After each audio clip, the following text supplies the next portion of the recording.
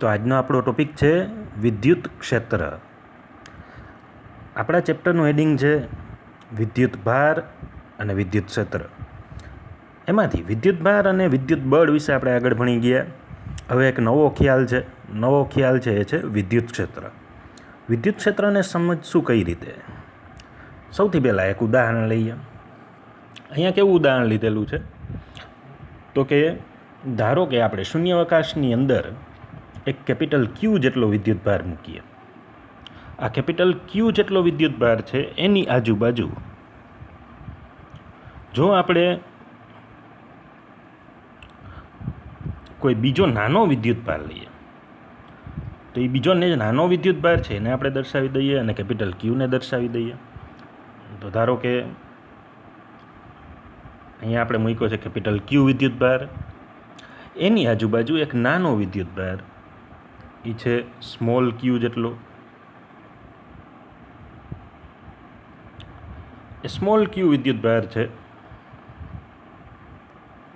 કોઈ પણ એક બિંદુ અથવા તો એક પોઈન્ટ પાસે બતાવી દઈએ.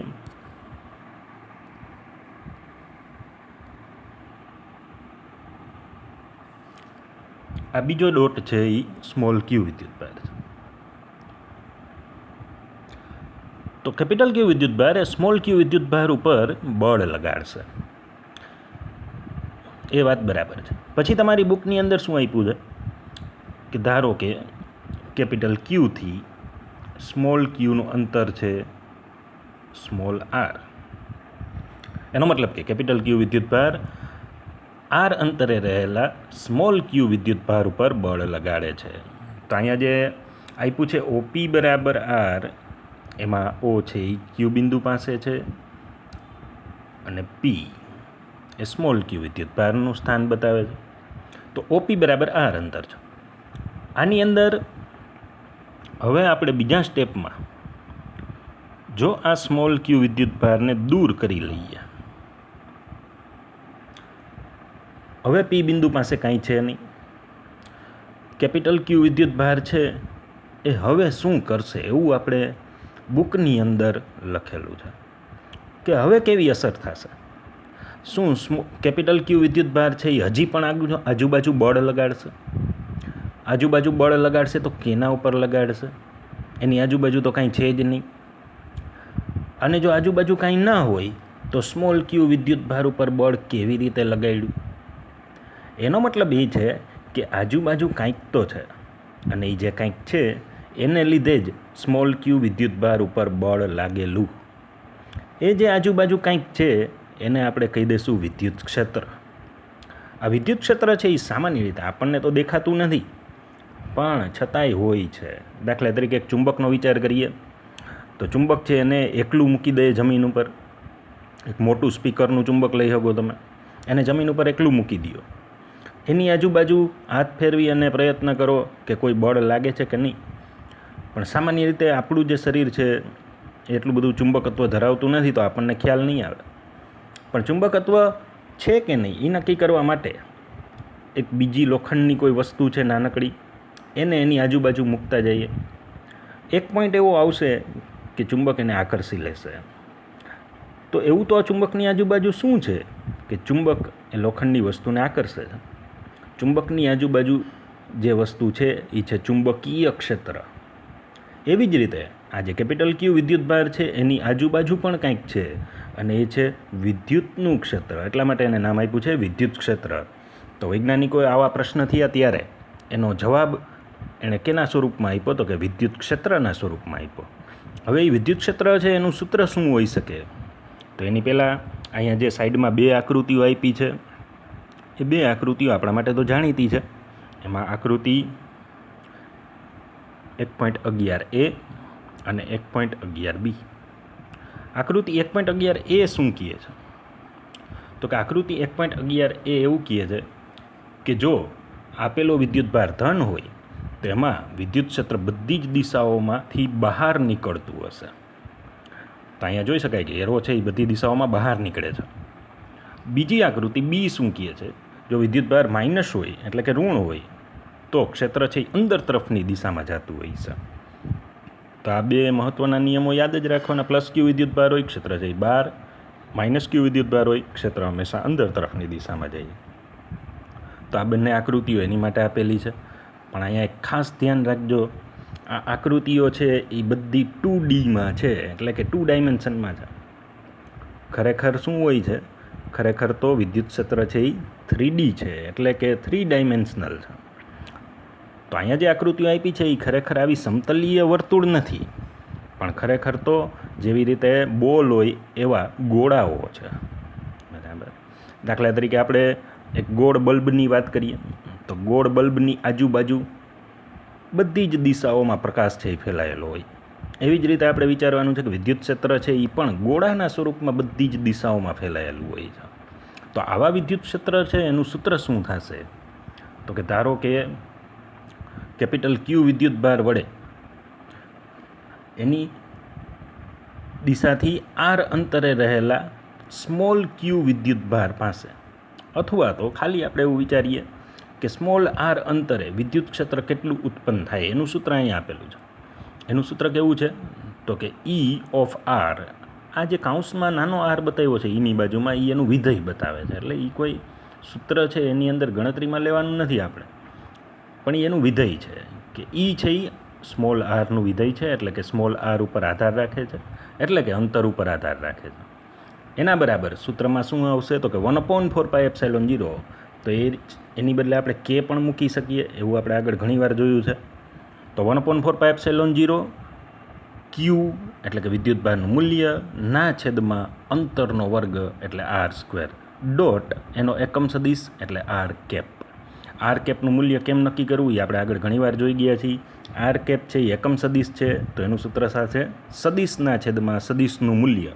તો અહીંયા ઘાટા અક્ષરોમાં સદિશ સ્મોલ આર બતાવ્યો છે, એના છેદમાં એનું મૂલ્ય સ્મોલ આર બતાવ્યું છે, એ આછું બતાવ્યું છે. તો આમ વિદ્યુત ક્ષેત્રનું સૂત્ર છે અહીંયા ડાયરેક્ટલી આપી દીધેલું છે.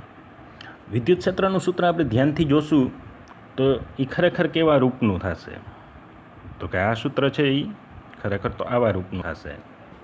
ઈ બરાબર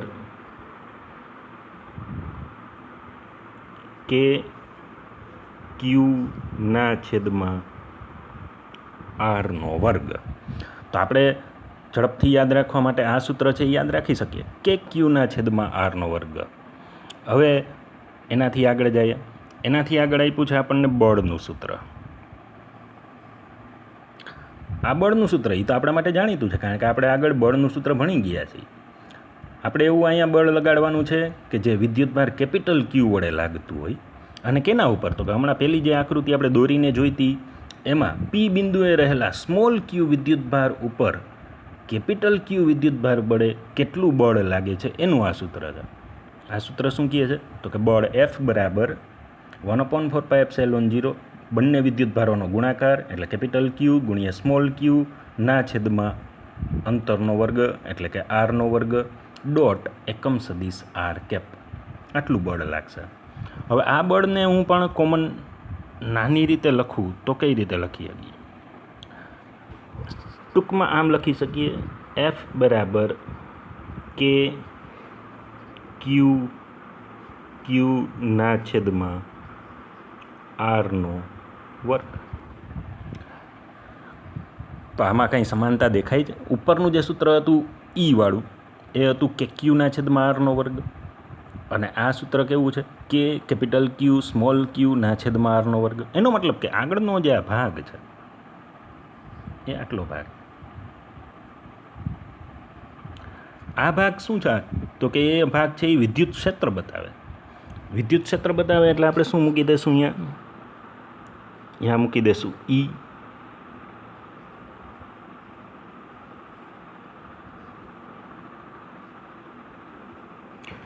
તો આવું એક સૂત્ર થઈ જશે. વિદ્યુત બળ F બરાબર ઈ ગુણ્યા ક્યુ, અથવા તો તમારી બુકની અંદર સૂત્ર આપેલું છે F બરાબર ક્યુ ગુણ્યા ઈ.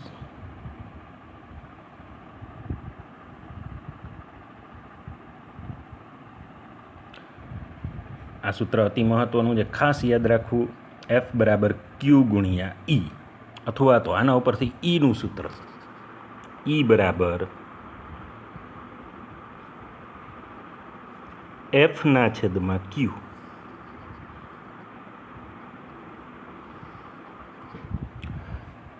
તો આ વિદ્યુત ક્ષેત્રનું કોમન સૂત્ર E બરાબર એફના છેદમાં ક્યુ. હવે એનો આપણે એકમ નક્કી કરવો છે, એટલે કે એસઆઈ એકમ નક્કી કરવો છે. એસઆઈ એકમ કેમ નક્કી કરશું? તો કે આપણે આગળ જે રીતે કરતા હતા એવી રીતે સૂત્રમાં જોવાનું. ઉપર શું છે? તો કે બળ. બળનો એકમ શું હોઈ શકે? બળનો એકમ છે ન્યૂટન ના છેદમાં ક્યુ એટલે વિદ્યુતભાર. વિદ્યુતભારનો એકમ છે કુલમ્બ.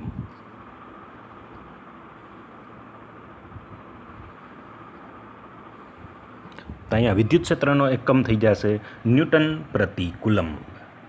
બરાબર. તો આ એનો એસઆઈ એકમ છે. તો આટલી જાણકારી ઉપરથી આપણને ખ્યાલ આવે કે વિદ્યુત ક્ષેત્ર છે એ પણ અગત્યની બાબત છે.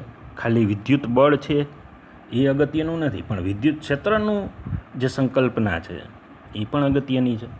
વિદ્યુત ક્ષેત્ર આપણને વિદ્યુતભારની આજુબાજુ દેખાતું નથી પણ હોય છે, એટલા માટે તો એ બીજા વિદ્યુતભાર ઉપર બળ લગાડી શકે છે. આપણી એની માટે સમજવા માટે એકદમ કોમન ઉદાહરણ લઈએ. એ ઉદાહરણ કેનું છે? તો કે ધારો કે આપણે પતંગ ઉડાડતા હોઈએ. પતંગ ઉડાડતા હોઈએ ત્યારે આપણે જે સ્થાન ઉપર ઊભા છીએ એને કેપિટલ ક્યુ કહી દઈએ. પતંગ જે છે એને સ્મોલ ક્યુ કહી દઈએ. આપણે આપણા હાથ વડે પતંગ ઉપર બળ લગાડીને કાં તો નજીક ખેંચી શકીએ, દૂર લઈ જઈ શકીએ, ગમે એ કરી શકીએ. પણ વચ્ચે શું જોઈએ? વચ્ચે જોઈએ દોરી. દોરી વિના પતંગ ઉપર આપણા હાથથી બળ લગાડવું શક્ય નથી. એટલે ખાસ ધ્યાન રાખજો કે અહીંયા જે દોરી છે એ કેના જેવું કામ કરે?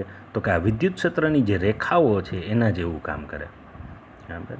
તો દોરી હશે તો જ બળ લાગશે. એવી જ રીતે વિદ્યુતભારની આજુબાજુ વિદ્યુત ક્ષેત્ર હશે તો જ વિદ્યુત બળ બીજા વિદ્યુતભાર ઉપર લાગશે, બાકી નહીં લાગે.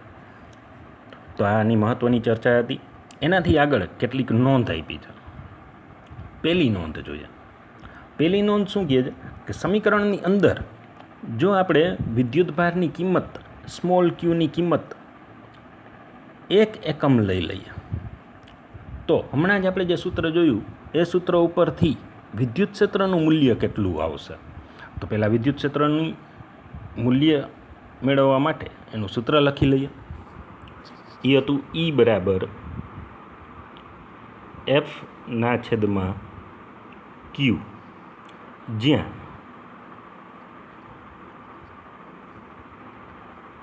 ક્યુ બરાબર 1 એકમ એટલે કે ધારો કે 1 કુલમ્બ લઈ લઈએ તો E બરાબર એફના છેદમાં 1 એના બરાબર E બરાબર એફ. આપેલો મહત્ત્વનો મુદ્દો છે. આ એવું કહેવા માગે છે કે જો ક્યુ છે એ 1 એકમ જેટલો હોય તો કેપિટલ ક્યુને લીધે ઉદ્ભવતું ક્ષેત્ર તેના વડે લાગતા બળના મૂલ્ય જેટલું જ હોય છે. તો અહીંયા જોઈ શકાય આપણે સૂત્રની અંદર કે E બરાબર એફ થાય છે. વિદ્યુત ક્ષેત્ર બરાબર વિદ્યુત બળ થાય છે, પણ ક્યારે? સ્મોલ ક્યુની કિંમત જો 1 કુલમ્બ હોય તો. આમ વિદ્યુતભાર કેપિટલ ક્યુને લીધે અવકાશમાં વિદ્યુત ક્ષેત્રને તે બિંદુએ મૂકેલા એકમ ધન વિદ્યુતભાર ઉપર લાગતા બળ તરીકે વ્યાખ્યાયિત કરવામાં આવે છે. એનો મતલબ કે વિદ્યુતભાર કેપિટલ ક્યુને લીધે અવકાશમાં વિદ્યુત ક્ષેત્ર એટલે શું? તો કે તે બિંદુએ મૂકેલ એકમ ધન વિદ્યુતભાર એટલે કે ક્યુ બરાબર 1 કુલમ્બ વિદ્યુતભાર ઉપર લાગતું બળ. બરાબર. એ વ્યાખ્યા તમને બુકની અંદર આપેલી છે. એ વ્યાખ્યા છે એ ખાસ ધ્યાનમાં રાખવી, અને આ સૂત્ર ઉપરથી પણ એનો જવાબ છે એ તમને મળી જ જશે. E બરાબર એફ. તો આ પહેલો મહત્ત્વનો મુદ્દો છે. પછી બીજો મુદ્દો આપ્યો છે. બીજો મુદ્દો એવો આપ્યો છે, એની જ અંદર છે કે કેપિટલ ક્યુ વિદ્યુતભાર છે એને આપણે શું નામ આપશું? તો કે સ્રોત વિદ્યુતભાર. સ્રોત વિદ્યુતભાર એટલે જ્યાંથી વિદ્યુત ક્ષેત્ર ઉત્પન્ન થતું હોય એનો સ્રોત, એટલે સ્રોત વિદ્યુતભાર. અને એની આજુબાજુ જે સ્મોલ ક્યુ વિદ્યુતભાર આપણે મૂક્યો તો એને શું નામ આપશું? તો કે પરીક્ષણ વિદ્યુતભાર. બરાબર.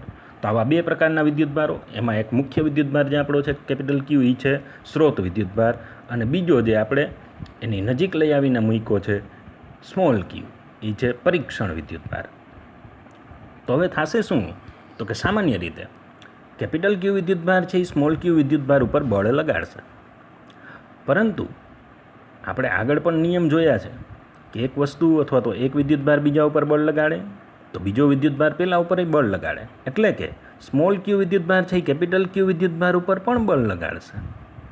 એનો મતલબ એ છે કે કેપિટલ ક્યુ વિદ્યુતભારની કિંમત જો ખૂબ મોટી લઈએ અને સ્મોલ ક્યુની કિંમત જો અતિશય નાની લઈએ તો પછી સ્મોલ ક્યુને લીધે કેપિટલ ક્યુ ઉપર બળ તો લાગશે, પણ કેપિટલ ક્યુ છે એના સ્થાન ઉપરથી આજુબાજુ આંદોલિત બહુ ઓછા પ્રમાણમાં થશે. આંદોલિત તો થશે પણ બહુ ઓછા પ્રમાણમાં થશે. બરાબર. એટલા માટે અહીંયા તમને બુકની અંદર આપેલું છે કે સ્મોલ ક્યુને બંને તેટલો નાનો લેવો. બંને તેટલો નાનો લેવો એની માટે આપણી પાસે એક શબ્દ છે અથવા તો એક સંજ્ઞા છે, એ છે લિમિટ. તો અહીંયા લીધું છે સૂત્ર limit q tends to 0. Q tends to 0નો મતલબ એ થાય કે સ્મોલ ક્યુ છે એ 0ની નજીક છે પણ 0 નથી. એટલે કે એકદમ શૂન્ય નથી પણ શૂન્યની નજીકનો કોઈ વિદ્યુતભાર છે. અને પછી મૂક્યું છે જે આગળ સૂત્ર હતું એ જ એફના છેદમાં ક્યુ. તો આ ઈનું સૂત્ર સ્મોલ ક્યુ જ્યારે અતિશય નાનો હોય ત્યારે આપેલું છે. તો આટલા નાના નાના વિદ્યુતભાર આપણે લેશું તો કેપિટલ ક્યુ એટલે કે આપણો સ્રોત વિદ્યુતભાર છે એ પોતાની જગ્યાએથી ખસશે નહીં. પણ આપણે શું કરવાનું છે તો કે અહીંયા નીચે જે ફકરો આપ્યો છે એની અંદર એવું બતાવ્યું છે કે આપણે કેપિટલ ક્યુને ખલેલ પહોંચે નહીં તેમ જકડી રાખવાનો છે. હવે જકડી રાખવાનો છે એનો મતલબ કે એને એના સ્થાન ઉપરથી ખસવા દેવાનો નથી. તો ખસવા દેવાનો ન હોય તો શું કરવું જોઈએ?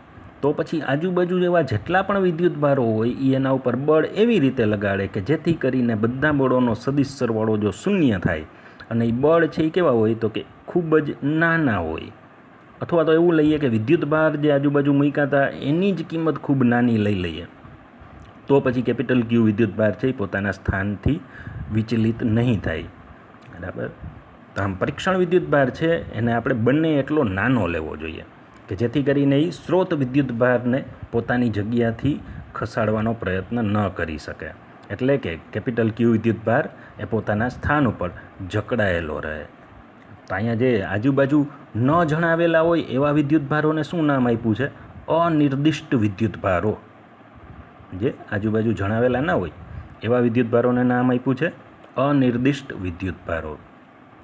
પછી એની નીચેના પોઈન્ટની અંદર બીજા 3 મહત્ત્વના પોઈન્ટ આપ્યા છે એ જોઈ લે.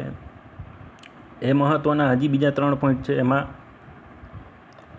એનાથી નીચેનો ફકરો કે કેપિટલ ક્યુ વિદ્યુતભાર વડે ઉદ્ભવતું વિદ્યુત ક્ષેત્ર એ કોઈ પણ પરીક્ષણ વિદ્યુતભાર સ્મોલ ક્યુના રૂપમાં વ્યાખ્યાયિત કરાયેલું હોવા છતાં સ્મોલ ક્યુથી સ્વતંત્ર છે. આ વાક્ય છે એ આપણી માટે મહત્ત્વનું છે.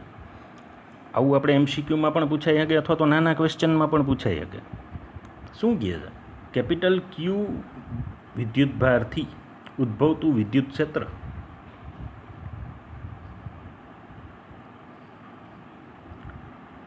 એ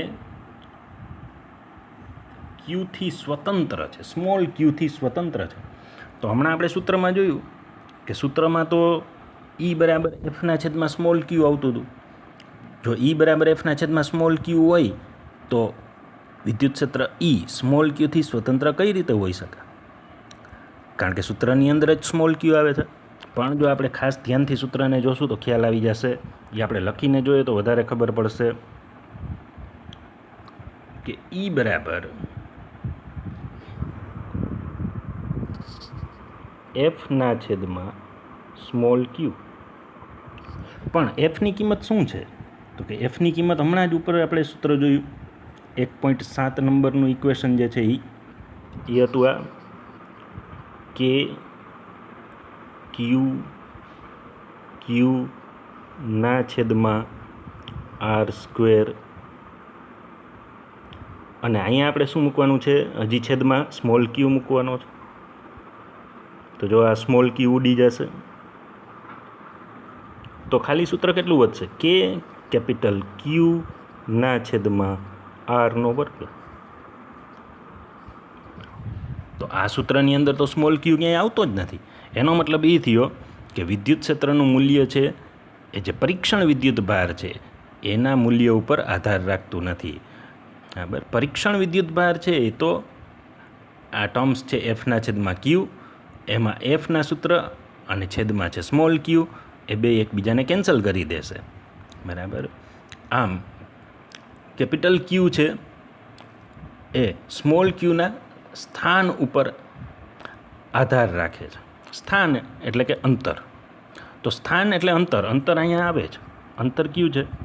સ્મોલ આર. એટલા માટે જે આ આર સ્ક્વેર છે એના ઉપર વિદ્યુત ક્ષેત્ર આધાર રાખશે. જો આપણે અંતર છે એ બદલાવશું તો વિદ્યુત ક્ષેત્ર બદલશે, પણ સ્મોલ ક્યુની કિંમત છે એના ઉપર વિદ્યુત ક્ષેત્રનો ખાસ આધાર નથી.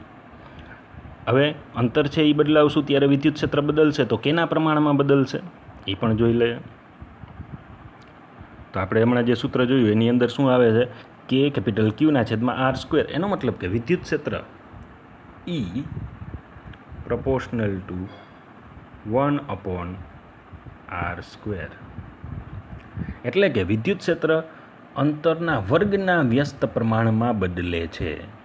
એટલે કે આપણો જે પરીક્ષણ વિદ્યુતભાર સ્રોત વિદ્યુતભાર કેપિટલ ક્યુ એનાથી જેમ જેમ દૂર જતા જશું એમ વિદ્યુત ક્ષેત્ર ઘટતું જશે. તો આ જે પોઈન્ટ બતાવ્યો એરો એના કરતાં ઉપરનો જ એરો બતાવ્યો છે ત્યાં વિદ્યુત ક્ષેત્ર ઓછું હોય છે, કારણ કે અંતર છે એ વધી જશે અને છેદમાં પાછો અંતરનો વર્ગ છે. હવે આપણે માની લો કે 2 એકમ જેટલું અંતર રાખીએ તો આવે 1/4, પણ 3 એકમ જેટલું અંતર રાખીએ તો 1/3નો વર્ગ એટલે 9 જવાબ આવે. તો 1/4 કરતાં 1/9નો જવાબ છે એ ખૂબ નાનો છે. તો એનો મતલબ એ થયો કે જેમ જેમ દૂર જતા જશું વિદ્યુત ભારથી તેમ તેમ વિદ્યુત ક્ષેત્રનું પ્રમાણ ઘટતું જશે. એવું જ આપણે ચુંબકમાં જોઈ શકીએ. ચુંબકમાં આપણે જેમ જેમ ચુંબકથી દૂર જતા જઈએ એમ એના ચુંબકીય ક્ષેત્રનું પ્રમાણ ઘટતું જાય છે. એટલા માટે તો એ વસ્તુ છે દૂર પડેલી હોય તો આકર્ષી શકતું નથી. બરાબર. એટલે એકદમ સરળ પોઈન્ટ છે આ. અને ખાસ ધ્યાનમાં એ રાખવાનું છે હંમેશા કે આ બધું કેમાં છે? ત્રિપરિમાણમાં છે. એટલે આપણે અહીંયા ફક્ત એક સર્કલ અથવા તો એક વર્તુળની વાત નથી. વર્તુળ તો કેવું છે? સમતલીય 2D છે. આપણે અહીંયા એક ગોળાની વાત કરવાની છે. બરાબર. તો ગોળાની અંદર બધી જ દિશાઓમાં એટલે કે 3Dમાં વિદ્યુત ક્ષેત્ર છે એ પ્રસરેલું હોય છે. જેમ જેમ ગોળાની ત્રિજ્યા વધતી જશે એમ એ ગોળાની સપાટી ઉપર વિદ્યુત ક્ષેત્ર છે એ ઘટતું જશે. એનાથી આગળનો પોઈન્ટ આપ્યો છે એ તો એકદમ સરળ છે. એમાં આપ્યું છે કે ધન વિદ્યુત ભાર માટે વિદ્યુત ક્ષેત્ર વિદ્યુત ભારથી ત્રિજ્યાવર્તી દિશામાં બહાર તરફ હોય છે. હમણાં જે આકૃતિ આપણે જોઈ હતી આગળ 2 એની જ વાત કરે છે. એમાં પણ આપણે જોઈ શકીએ કે વિદ્યુત ક્ષેત્ર છે એ +Q વિદ્યુત ભારથી બહાર નીકળતું હોય, અને જો વિદ્યુત ભાર ઋણ હોય તો વિદ્યુત ક્ષેત્રનો સદિશ છે એ દરેક બિંદુએ ત્રિજ્યાવર્તી દિશામાં, ત્રિજ્યાવર્તી દિશા એટલે ત્રિજ્યાની દિશામાં અંદર તરફ હોય છે. એના પછીનો પોઈન્ટ છે. અને છેલ્લો પોઈન્ટ એ હમણાં આપણે જે વાત કરતા હતા એટલે કે જે વિદ્યુત ક્ષેત્રનું મૂલ્ય છે એ અંતર ઉપર કઈ રીતે આધાર રાખે છે એના ઉપરથી જ અહીંયા છેલ્લો પોઈન્ટ આપ્યો છે. છેલ્લો પોઈન્ટ શું કહે છે કે વિદ્યુતભાર કેપિટલ ક્યુને લીધે સ્મોલ ક્યુ વિદ્યુતભાર ઉપર લાગતા બળનું મૂલ્ય કેપિટલ ક્યુ વિદ્યુતભારથી સ્મોલ ક્યુ વિદ્યુતભારના અંતર ઉપર આધારિત હોય. અને એ કેટલી રીતે આધારિત હોય એ પણ આપણે સૂત્રની અંદર ભણી ગયા. એ હતું E proportional to 1/r² મુજબ આધારિત હોય. તેથી વિદ્યુત ક્ષેત્ર Eનું મૂલ્ય એ પણ અંતર સ્મોલ આર ઉપર આધારિત છે. આમ કેપિટલ ક્યુ વિદ્યુતભારથી સમાન અંતરોએ આવેલા બિંદુઓ પર, આ શબ્દ મહત્વનો છે, સમાન અંતરોએ આવેલા બિંદુઓ પર. સમાન અંતરોએ આવેલા બિંદુઓ ક્યાં ક્યાં હોઈ શકે? તો કે સમાન અંતરોએ આવેલા બિંદુઓ એટલે કે ગોળાના કેન્દ્રથી સમાન અંતરે હોય એવા બધા જ બિંદુઓ ઉપર વિદ્યુત ક્ષેત્ર Eનું મૂલ્ય એક સમાન હશે. ગોળાના કેન્દ્ર ઉપર મૂકેલ બિંદુઓ તો વિદ્યુતભારને લીધે સમગ્ર ગોળાની સપાટી પર વિદ્યુત ક્ષેત્ર Eનું મૂલ્ય સમાન છે. એટલે કે તે ગોળીય સમિતિ ધરાવે છે. બરાબર. તો સમિતિ શબ્દ આગળ પણ આપણે જોઈ ગયા હતા. સમિતિ એટલે શું? તો કે એક સાઈડ ઉપર જેવું હોય એવું જ બીજી સાઈડ ઉપર હોય તો એને સમિતિ કહેવાય. તો ગોળો છે એ તો બધી રીતે સમિત છે અને એના વ્યાસને અનુલક્ષીને સમિત છે. ગોળાને ઉપરથી આપણે જોઈએ તો અર્ધગોળો દેખાય અને નીચેથી જોઈએ તો પણ અર્ધગોળો દેખાય. એટલા માટે એમાં જે આ બિંદુઓ આવેલા હશે બધા સમિત બિંદુઓ છે. બરાબર. તો આની અંદર આપણે એક આકૃતિનો ઉપયોગ કરી અને એ પણ જોઈ લઈએ કે આ વિદ્યુતભાર કેપિટલ ક્યુ, એની આજુબાજુ R1 ત્રિજ્યાનો એક ગોળો દોરીએ. આ ખાસ ધ્યાન રાખજો, આ વર્તુળ નથી, આ 3D ગોળો છે. તો આ જે પેલી સપાટી થઈ આખી રાઉન્ડ, એ સપાટી ઉપરનું કોઈ પણ બિંદુ લઈ લે. ધારો કે અહીંયા એક બિંદુ લઈ લે P, અહીંયા એક બિંદુ લઈ લે R. આ બે બિંદુએ વિદ્યુત ક્ષેત્ર છે એ સમાન હશે. શું કામ? તો કે એનું કેન્દ્રથી અંતર R1 છે એ સમાન છે. હવે ધારો કે આપણે દૂર જઈએ, અહીંયા અંતર લઈ લે R2 જેટલું. તો આ જે અંતર છે એ છે R2, અને ત્યાંથી એક ગોળો દોરીએ.